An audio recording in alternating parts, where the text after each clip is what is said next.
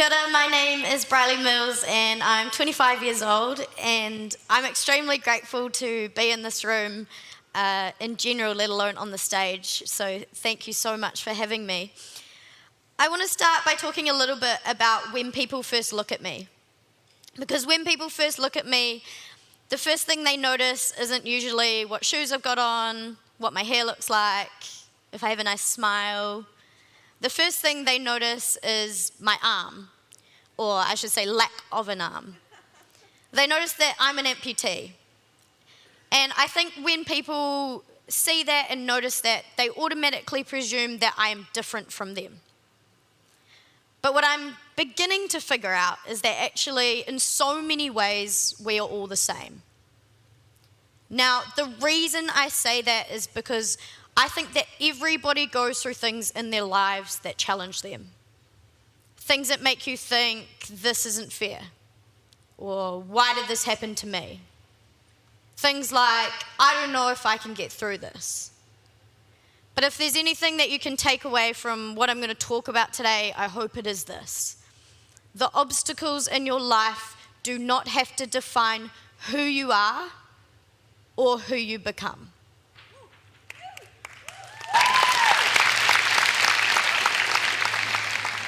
By the time I was 6 years old, I had learned how to do a lot of things.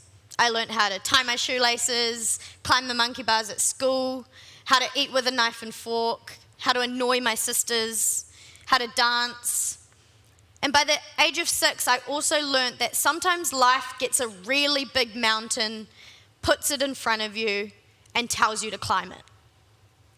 My mountain came as the result of a car accident. My family and I were going on a camping trip to a beautiful place called Kaiwi Lakes up north.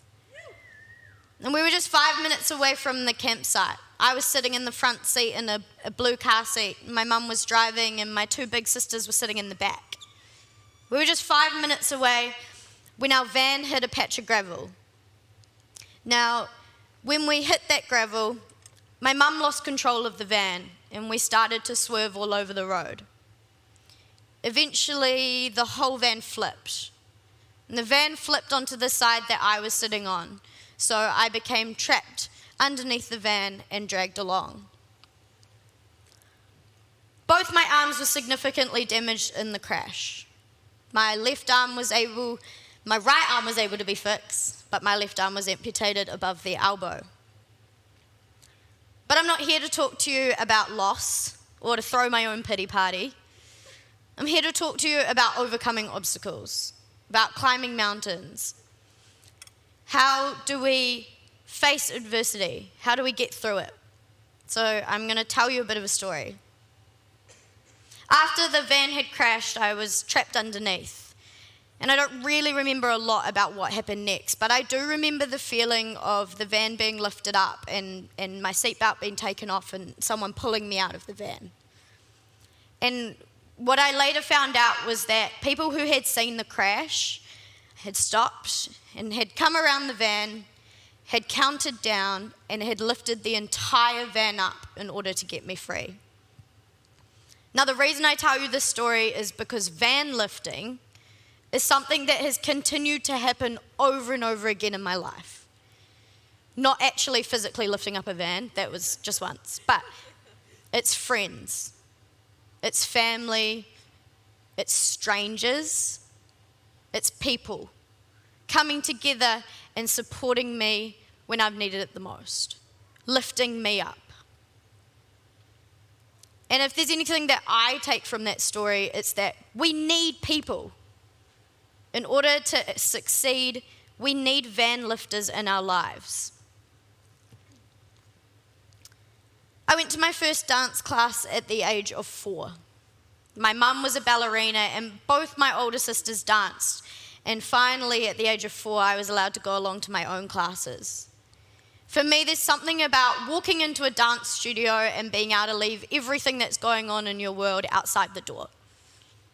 It's the physical, the mental, and the emotional aspects of dance that set me free.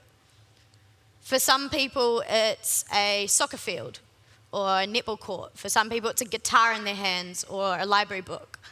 Some people, it's just their bedroom. But for me, my safe place was the dance studio. But even as a 6-year-old, I knew that going back to dancing was going to be a challenge for me. That I was no longer symmetrical, and dance is all about symmetry. But I was quite a stubborn and fierce 6-year-old. And so a few weeks later, I was back in the dance studio doing what I loved, because I refused to let the thing that had taken away so much take away the thing that I loved the most.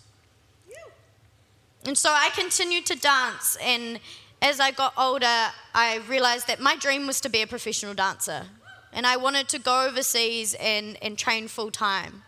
And so my final year of high school, I started auditioning for full-time schools over in Australia. And I was fortunate enough to be accepted into Brent Street Performing Arts Centre for 2014. Which is really exciting. And I was told by them that I was the first disabled dancer that had ever been accepted into their full-time training program. I was on my way to my last dance recital when another mountain was put in front of me. And again, this was in the shape of a car accident. This time, I significantly damaged my right leg. I cut through my quadricep, hitting the knee joint, and I broke my ankle. I spent the next 3 months in a wheelchair and the following 6 months on crutches. And the 12 months following the second crash were some of the hardest days of my life so far. I'd been this close to achieving my dream, and in a blink of an eye, it had all gone away. And there was something about me and that 6-year-old and that fire and that fierceness that came back. And doctors told me that walking again was kind of going to be a challenge, and I could definitely say goodbye to professional dancing. My leg would never be up for it. But that stubborn and fierce 6-year-old came out. But also, I surrounded myself with a really incredible, amazing team of people, of van lifters, who again lifted me up. They got me back on my feet, back in the dance studio, and just 12 months later, I got on a plane and I flew to Sydney, and I started my training at Brent Street Performing Arts Centre in 2015.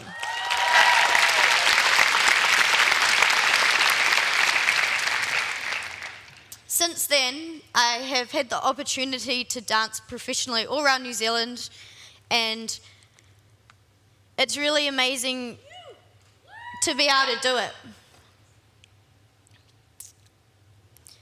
Yesterday, classic millennial move, putting my Instagram plug up there, but hey, you know. Yesterday, Miriam Kamo talked about fear, about how fear is the unknown. It's change, it's things that we cannot see. Now, 25% of New Zealanders have a disability, but we aren't seen.